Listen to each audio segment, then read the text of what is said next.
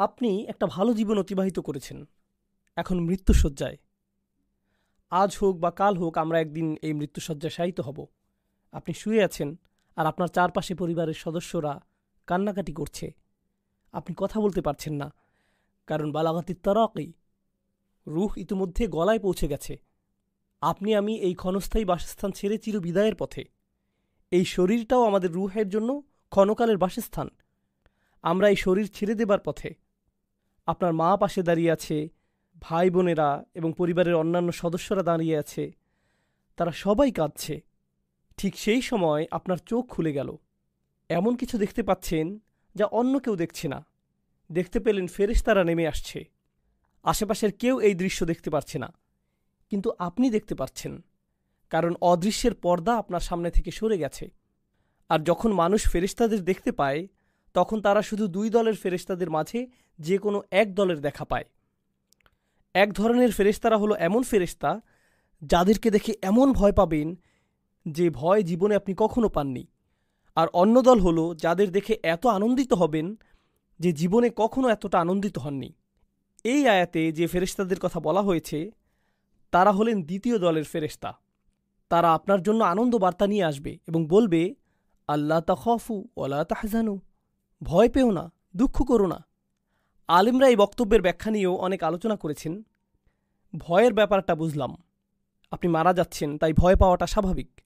এখানে লা তাহজানু, দুঃখ পেও না কেন বলা হলো? দুঃখ এবং মনোবেদনা আসে পূর্বে ঘটে যাওয়া কোনো ঘটনা থেকে, যেটা ইতোমধ্যে ঘটে গেছে। তাহলে এখানে কেন লা তাহজানু উল্লেখ করা হলো? কারণ একজন বিশ্বাসীর ভাবনাটা তখন এমন থাকে, হায় হায়, ফেরেশতারা চলে এসেছে, আমার তো আরও তওবা করা দরকার ছিল, আমার আরও কিছু দোয়া করার দরকার ছিল, আমি তো এই বছর ইতিকাফ করার প্ল্যান করেছিলাম, আমি আরও কুরআন তেলাওয়াত করতে চেয়েছিলাম, আমার মায়ের সাথে আরও কিছু সময় ব্যয় করতে চেয়েছিলাম, আমার ভাইকে সাহায্য করতে চেয়েছিলাম, অমুক অমুক ব্যক্তিকে টাকা দিতে চেয়েছিলাম, আমি আরও কিছু সাদকা করতে চেয়েছিলাম, আমি বেহুশ হওয়ার পূর্বে চেকটা সই করতে চেয়েছিলাম। এখন আমি হাসপাতালে আর আপনারা চলে এসেছেন। আপনারা আমাকে নিয়ে যাওয়ার পূর্বে একটু চেকটা লেখার সুযোগ দিবেন। তখন ফেরেশতারা বলবেন, চিন্তা করো না, তোমার কোনো সমস্যা নেই, তুমি যথেষ্ট ক্রেডিট অর্জন করেছ এবং সফলতার সাথে উত্তীর্ণ হয়েছ।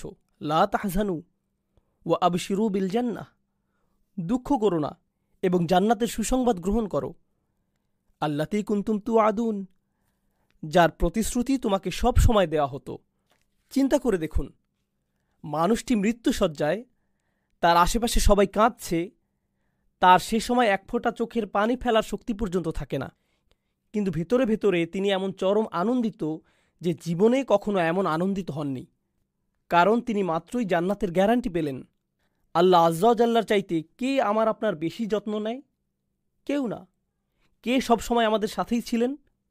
যখন বিভিন্ন মানুষ আমাদের জীবনে এসেছে এবং চলে গেছে, যখন কিছু মানুষ আমাদের সাথে ভালো আচরণ করেছিল আর কেউ কেউ করেছিল খারাপ আচরণ, সেই সময়গুলোতে কে সর্বদা আমার সাথে ছিলেন, আমার ভালো চেয়েছেন এবং আমাকে নিরাপত্তা দিয়ে গেছেন?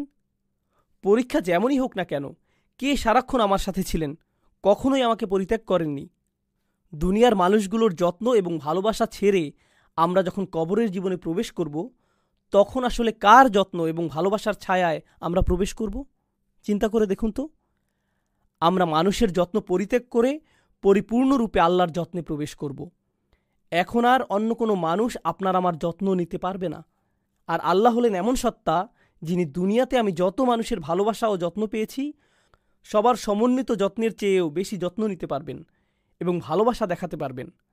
হাদিসে এসেছে, ঈমানদার ব্যক্তি কবরে ফেরেশতাদের প্রশ্নের উত্তর দেওয়ার পর আকাশ থেকে একজন ঘোষক বলবেন, অর্থাৎ আল্লাহ বলবেন, আমার বান্দা যথাযথ বলেছে, সুতরাং তার জন্য জান্নাতের একটা বিছানা বিছিয়ে দাও এবং তাকে জান্নাতের পোশাক পরিয়ে দাও। এছাড়া তার জন্য জান্নাতের দিকে একটা দরজা খুলে দাও। তিনি সাল্লাল্লাহু আলাইহি সাল্লাম বলেন, সুতরাং তার দিকে জান্নাতের স্নিগ্ধকর হাওয়া ও তার সুগন্ধি বইতে থাকে। তিনি আরও বলেন, ওই দরজা তার দৃষ্টিসীমা পর্যন্ত প্রশস্ত করা হয়।